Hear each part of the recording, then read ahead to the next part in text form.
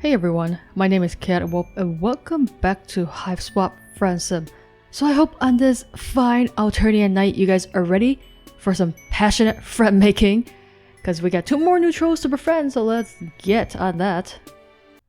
Time for some friend making, volume 13 of Fate, Fortune and Fashion. Ooh, fashion.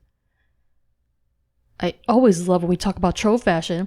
Blah blah blah, friendship blah. Is my character even bothering anymore? They're not like even bothering anymore. They're just like blah blah blah, friendship, blah blah blah. Alright, who's the shifty person? Boldir Lamati? And Stelsa says yeah. Well, there's certainly fashion happening here. It's just very different, you know, 2 different sides of the spectrum. Let's go with Boldir here.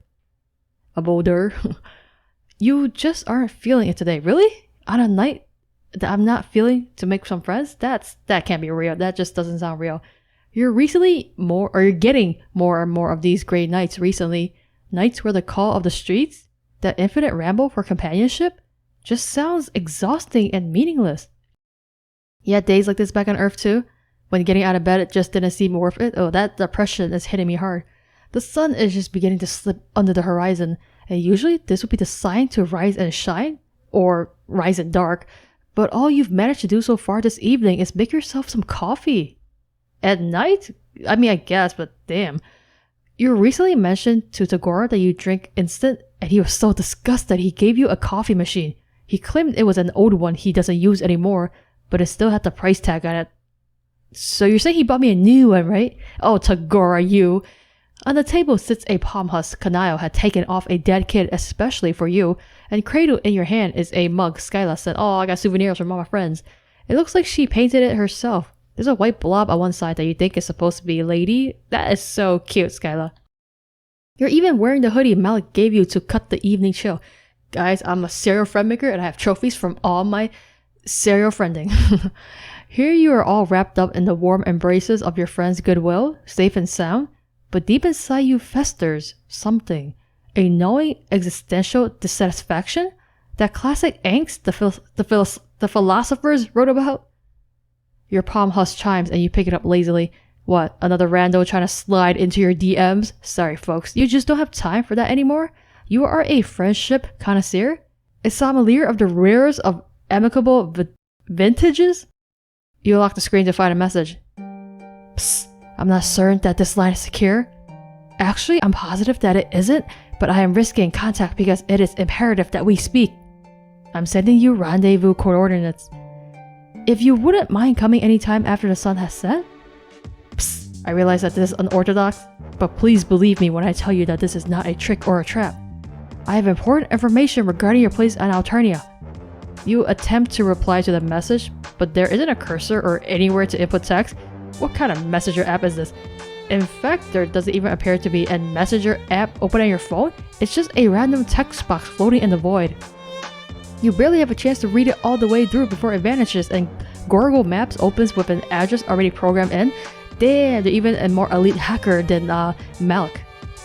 It's close enough to walk to, which is great, because using your stolen scuttlebuggy still makes you a little nervous. You're telling me I kept that? I stole it and I just kept it. That's crazy. You swallow the rest of your coffee and grab your shoes. Your GPS leads you to a shop you recognize. It's the cafe from your weird sort of date with Lanera. It's not too crowded at this time of day. The usual studying crowd doesn't appear to be here. A couple trolls are sitting around sharing pots of tea. What are you doing here, Ardata? Fool, fucking idiot. I explicitly stated I wanted essence of Dayglow, not whatever this garbage is. Oh, you know this person. It really has been a minute, hasn't it? It's been a lot of minutes, actually. Ardata stands in front of the counter, shouting at the cash register. Whatever automated system runs this shop has apparently got her order wrong. What are you looking at, This is absolutely none of your— Oh, it's you. Ardata swiftly covers up her surprise, examining a sharp, perfectly shaped nail. You look different. Yeah, it's all the friends I made. Better? Let's not exaggerate, okay? I simply meant you look less like toxic waste and more like run up the grinder garbage. Thanks, highest compliment. You told Ardata that it's good to see her too. Man, this really takes you back. You've been so simple back then, so unevolved. You were laser focused on a single desire. Friendship? I mean, I still am, you know, laser focused on the friendship, just not today, you know. Now, well, you still like friends, you really do, but you also have like a car and a sweatshirt with somebody's sign on it? You've moved up in the world. I really have, guys. Fascinating. Oh, by the way, is she the one who summoned you here? Summoned? You? You must be joking. I haven't spared a single solitary dot for you since you dragged your wretched carcass out of my hive. Such nice comments. Absently, you push your hand into the pockets of your hoodie. Something crinkles between your fingers and you pull out a folded piece of notebook paper. Okay, this definitely hasn't been in there when you left your hive. Sorry, what? You pass a couple people on the street, but you definitely don't remember any of them getting close enough to slip something in your pocket. Oh my god, whoever this troll is, they're very, like, high-tech or whatever. They're just very sneaky. It only says 2 words. Outback. Oh, thanks. Oh man, should you go? Well, I think the right answer is to go, but let's see what our dad is up to. Backyards are as bad as basements, no way. Okay, listen, you've done some pretty dumb stuff since you crash landed here. For instance, following the woman standing in front of you into her basement, but not this time. Nice try, catfisher. Important correspondence? Nah, you crumple the page up in your hand. Nothing that I can't wait. Yeah, I have time for you, our dad. You need more furniture built? I got time. Oh, is she laughing? Good. Impeccable timing. Oh, she does want me to build some furniture. Just what I was hoping you would say. Oh. She... Oh, this little friend here is all sad. Apparently, she just wanted me to be her, you know, servant as she goes shopping. Friend block. Did I get friend block? I think I friend blocked myself. So, you know, it's my own dumb fault. Alrighty, my pals, let's unfriend block ourselves and actually go get our friends. So let's go. Sorry, I did it. I'm a little bit busy today. Let's be real here. If you were ever going to refuse a suspicious invitation, you would have done it by now. You would have drawn the line at vehicle theft, or murder church, or anime club. Definitely anime club, am I right? You can't resist a social engagement? You're a tragic flaw. Okay, I guess. Sorry, I'll carry your stuff next time, Ardata. Enjoy yourself. Okay, she's actually pretty pleasant outside of her streaming basement. You head back through a beaded curtain, half expecting an alarm to ring. How do they keep people from just robbing stores here? Are there, like, lasers and shit? It's probably just the drones. You emerge into a tidy little back garden. None of the plants here are ones you recognize from Earth, but it's still nice. You cross a bridge over a slow-flowing stream and find yourself looking down at a path that blooms into a tight, dizzying spiral. Maybe you're supposed to walk across it and ponder your place in the universe? Your contemplation would be inevitably cut off before it hit its climax because someone is sitting at the center of the spiral. A spiral, you say? She has a small, compact shape with her hair cut short and choppy around her chin, wearing a shapeless white dress, really more of a robe. Interesting. Psst, I've been waiting for you. Thanks for coming. You look like you escaped from an insane asylum or something. She speaks in a stage whisper, low and full of air, but still loud enough to hear across the path. You pick your way carefully across the spiral, making sure not to mess any of it up, treading only inside the lines. The girl gives you a small, secretive smile. Okay, her quirk is just that she whispers everything. My name's Boldir. You ask her if this is her garden. Does she live here? It's nice, but it's not exactly out of the elements. Actually, it looks like there's some storm clouds rolling in. You're probably going to get rain soon. Oh yeah, my raccoon is over there under that tree. She lives here, dude. She smiles again, and you can't tell if she's messing around. In fact, she is entirely unreadable. Like her face is a totally reflective surface and all you're seeing is the cloudy sky and the garden. You can't tell how she feels about you at all. Would you like to sit down? Inside a circle, or... She looks around like she is only just realizing she is at the center of a complicated geometric pattern. It doesn't matter. I only wanted to see if you would follow the path or trample through it. But you didn't need her. You forged your own way while taking care to preserve that which has come before. You ask her what that means. Maybe nothing. I'm not sure. The wind tosses her air and the clouds chase each other across the sky. If the rain comes, it will come soon. Boldir continues to look at you as you shift awkwardly and shiver, pushing your hands into your hoodie. This is different than any other friend meetup you've had, even with the others who purposefully sought you out. There is a serenity to Boldir that all the rest lack. Or maybe that's just this zen as fuck garden getting to you? You try to remember what Boldir said to you in the message that she somehow managed to make appear on your phone and then immediately self-immolate? That she has some information for you about your place on Alternia or some shit like that? Did I say that? I guess I did. I suppose I wanted a chance to talk to you a bit before the end. I'm sorry, what? What's the end? I was starting to feel a little, jealous maybe? Right, you guess everybody has been going on about the funny dumb alien robot who's been prowling the countryside. No, that's not it. Though I'm sure you're very funny. I just wanted a chance to talk to you. Someone who is so adrift in the swell of fate and the whims of the paradox. Paradox? You don't know anything about paradoxes. Well, you know what they are. You just don't see why they're relevant. They aren't. Paradoxes aren't relevant by their very nature. It's the essence of that nature that makes them so integral to this story. Are you breaking some fourth wall here, Boldir? Boldir? Still don't know what your name's supposed to sound like, Boldir? You shake your head. You're not built for this cosmic stuff. You're just an orphan from Earth with quick fingers. Well, that's new information. Did I know you were an orphan? For spaceships and apparently vehicles. Boldir gives you another sly smile. Oh, quick fingers? You blush. You hadn't meant that as a dirty joke already. How is that a dirty joke? Quick fingers clearly means you're a thief. Also, your fingers are nowhere near as quick as hers. She somehow got a piece of paper in your pocket while you were standing in a cafe and she was back here. That's like reverse pickpocketing through astral projection. Maybe that's what she did. Boldir laughs. She stands up and moves across the garden path, following the spiral so swiftly and efficiently that she might as well be floating. What if she is? I think she's a ghost, guys. She drifts over to one of those trees, pulling a coat down from where it's slung over a branch. There's that shady coat. It covers her from chin to ankles, coming together to form an olive green symbol on her chest that looks like a question mark without the dot. A broad-brimmed hat finishes out the ensemble. I can't teach you astral project. Okay. I didn't know that was really what you were doing. But pickpocketing is actually quite simple. Would you care to learn? I would love to learn. Ideally, we need a third person to act as the mark, but I think we can make it work. More crime, huh?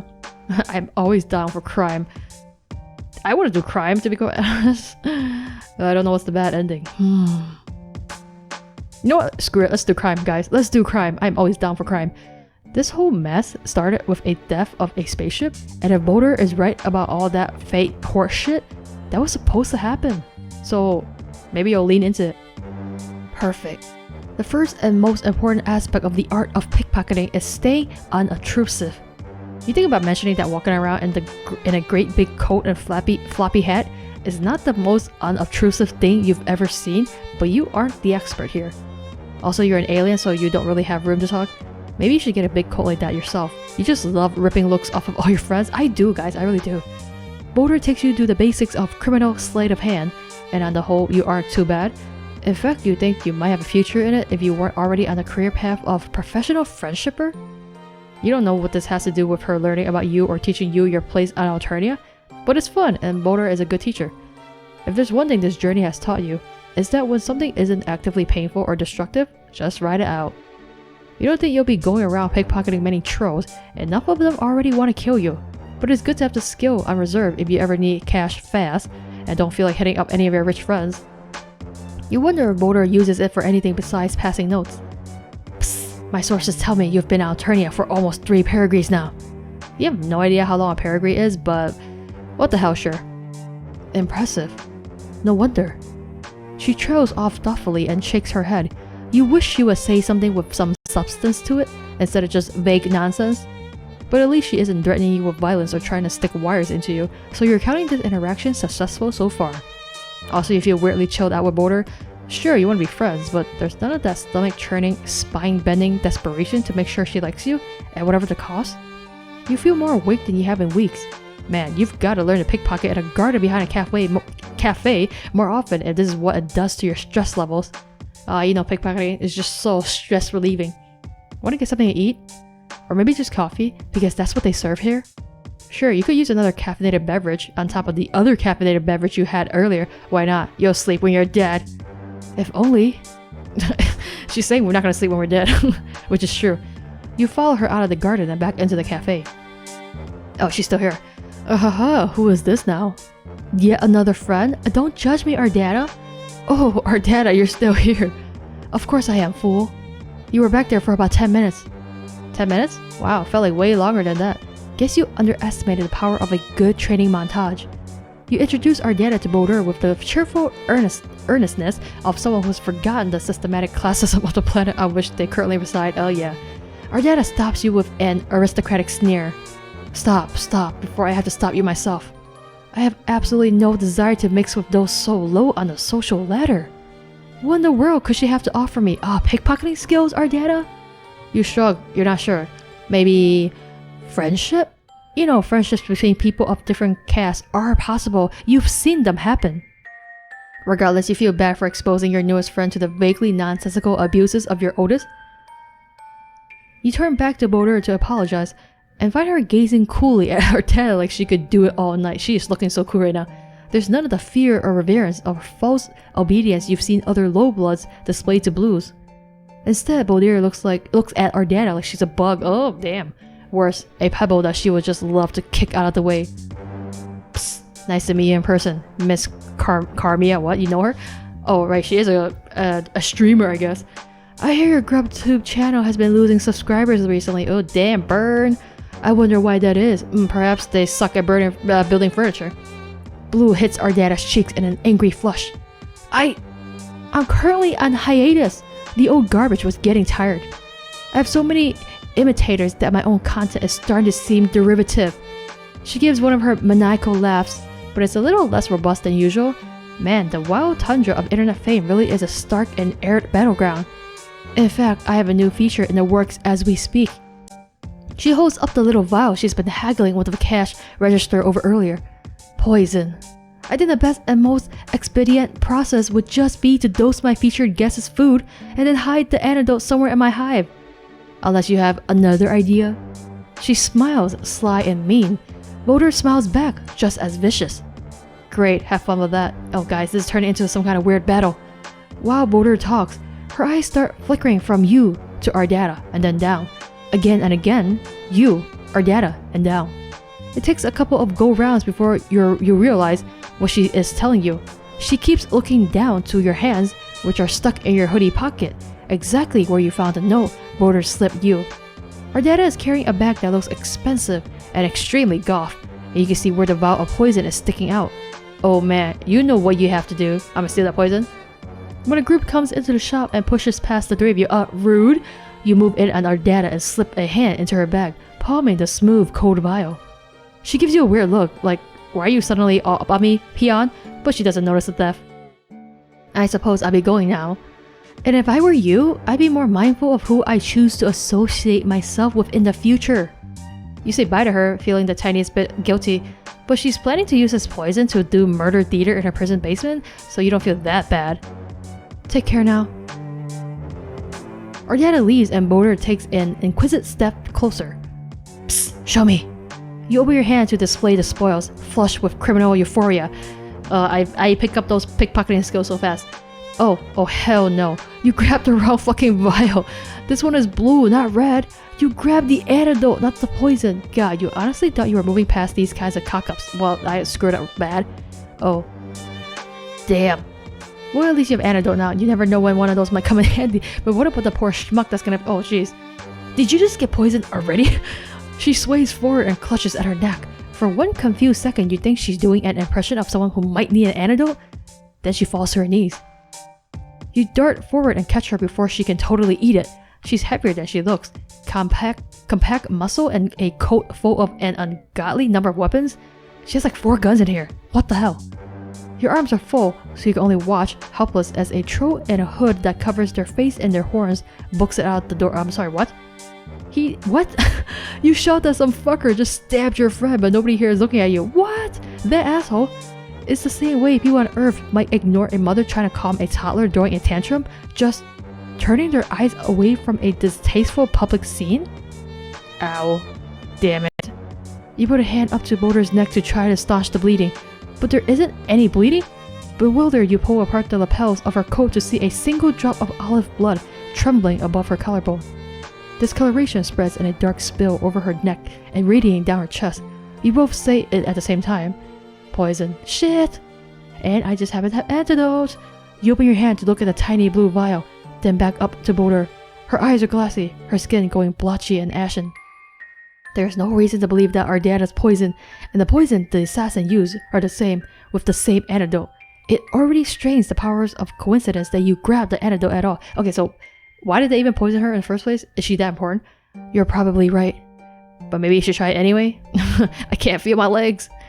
Right. Maybe the mere fact that this is such an unlikely happenstance means it will be the right antidote. Everything you've done so far has had the pull of inevitability to it, especially all your interactions with Boldir. Great. Awesome. I'm glad you're realizing your inherent significance to this particular microcosm of causation.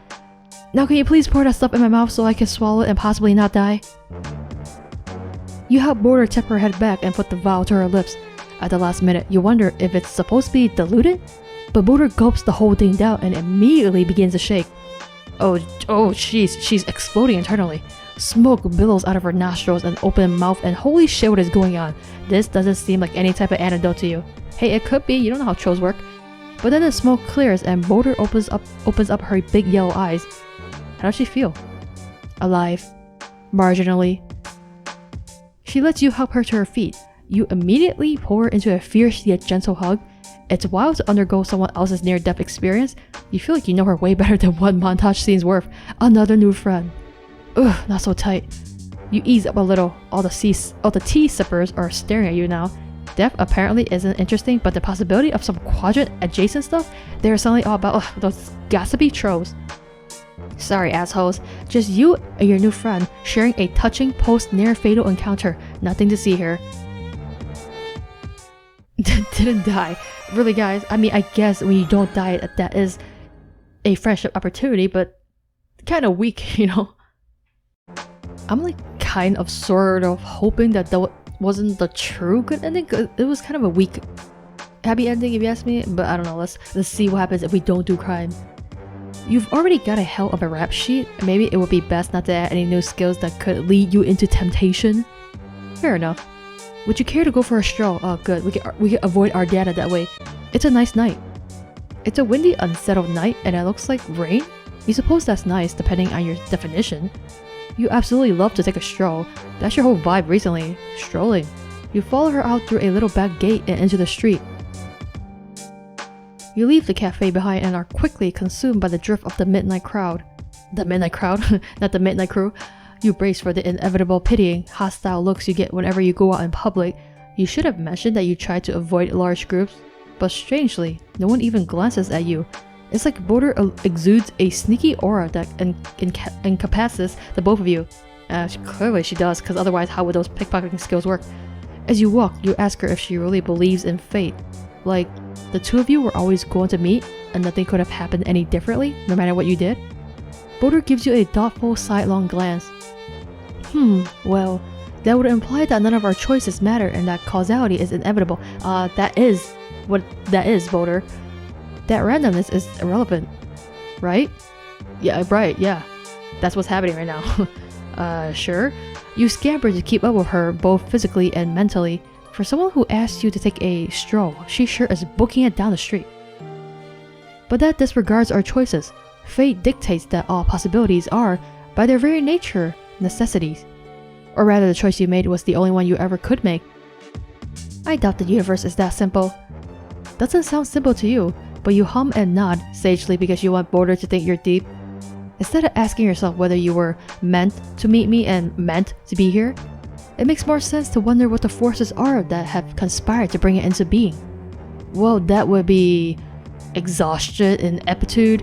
You don't exactly remember what happened, but you're sure it involved something stupid like falling asleep at the wheel and drifting off into another solar system. It has been a rough 48 hours, you know, a lot of escaping and running and punching and stealing of high-powered vehicles. How have I done all that in 48 hours? I am amazing. Yes, of course. I understand. All in a day's work. All in 2 days' work, but yes. She stops you at most intersections so she can take surreptitious glances around the corner before gesturing you forward. Every so often, she will turn the two of you around to double back. You aren't exactly sure why. Maybe she thinks you are being followed. But who will follow you from cafe? Ardeana? All sorts. But don't worry. I know how to shake off a tail. Dude, is she a spy? You cross one of the main thoroughfares and a big black bird sweeps at your heads. You yelp and duck, but when you look around, you see that the bird has landed at Boldir's arm and she's stroking its back. You brace yourself for it to start talking or some shit like that, because that's what your life is like now. But it just sticks its leg out for Boldir to remove a scrap of paper. Damn! She's got birds delivering messages for her. It waits patiently for her to read the message and then scribble something on the back before attaching it to the crow and throwing it back into the air. Man, that's some Harry Potter ass shit. One of my informants wants to rendezvous in meat space. What? Unusual, but it has been an unusual day. Unusual couple of months, honestly? Dude, is it 48 hours or is it a month, okay? Pick one. Yes, of course. You've had it much harder than I have. What was I thinking? I'm sorry, Boldir, this is not a competition. Well, you weren't trying to get into a contest of whose life sucks more, but yeah, it's been rough. You appreciate that she can see that. Of all the planets to be forced to, Alternia is, well, not ideal. Not the worst, but you still have my sympathies. Is there anything at all you like about it? What, about Alternia? Well, you're kind of digging this whole night as day thing. You're from a diurnal species, but you've always been a bit of a night owl, are you now? Also, not to brag, but you've made some seriously cool friends. Yes, I've been following your exploits. Your friendship acquisition procedures are really quite impressive. Aw, now you're blushing. You asked Boldir how she knows that much about your exploits, because it's only pretty recently that you've had any sort of real social media presence. You suppose she could have a Gorgle alert like Malik did, but... Quick, around here. It's just your real house, dude? Boldir leads you into a deserted lot between two buildings. There's nothing here except some broken bottles and a pile of old rubber tires. She leaves you behind the tire pile to keep watch, although she is probably just doing it to get you out of the way, which, fair. Then she heads out into the center of the lot, presumably to wait for her contact. You sit here twiddling your thumbs, trying to suppress the desire to pull out your phone. That doesn't seem very covert ops. You're just starting to get really antsy, jerking your leg and cracking your knuckles and digging a little hole. Why are there so many typos in this? A little hole in the dirty with a stick? What? When you hear something strange beneath the wind, a swish followed by a thump. Is she poisoned again? Boldir jerks and clutches her neck. You arrive up from your rubber pile, sending tires flying. You look wildly up at the surrounding buildings, trying to find out where the projectile came from. You don't see anyone, not even a lone gunman. You run for your new friend, not spending a dot for your own safety. The clouds move overhead like someone has put them on fast forward, the wind rattling the trash on the pavement. By the time you reach Boldir, she has begun to twitch in hard spasms. One look at the blotchy stain spreading across her neck and there's no doubt. You both say it at the same time. Poison again? What the sound of an antidote? You fall to your knees beside her. Oh god, what are you supposed to do? You don't know anything about poison or first aid or anything useful. God, why are you such a fucking waste of space? You could have just been gaining some life skills instead of just loafing around like a complete idiot. You... Stop. Don't. There isn't time. This stuff acts fast. Boldir takes hard, gasping breaths between each word. Her eyes are going cloudy. She makes a desperate grab for your hands. Listen. For the first time, her voice rises above a whisper. Her grip is surprisingly strong. You tell her to save her strength, but she shakes her head so hard her hat falls off. I'm not important. You tell her to stop being dramatic. Of course she's important. She is very dramatic. I'm not being dramatic. Well, maybe a little because I'm dying. But still, remember what I said about fate. So you're saying I'm gonna find some antidote here, right? Fuck fate. You don't want anything to do with it if this is the kind of shit is gonna pull on you. So many of your friends have died because of you. Because of your incredible inability to... Oh shit. The world twists and stutters. Your guts are a record and that record is skipping. For a moment you're sure that whoever that poison shooting bastard is has shot you too. But then your vision clears and you feel the rain on the back of your neck. The world rolling back to you in waves of color and sand. The dark sky splits open on a fault line of lightning. Boldir's hand goes limp in your own. With shaking fingers you reach out to touch her motionless cheek. Fuck. Fuck. Not again. Why? An uncontrollable wave of despair washes over you as you look down at the corpse of this girl you barely know. Where are all these feelings coming from? There's honestly too many of them. Why are they... I'm sorry, what the fuck? Literally, what the fuck? Okay, I'm sorry, but these are some dumb endings, okay? I don't even understand.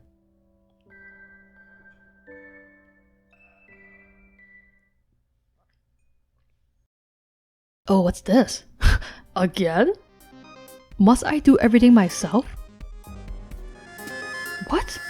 I'm sorry, what the fuck is going on?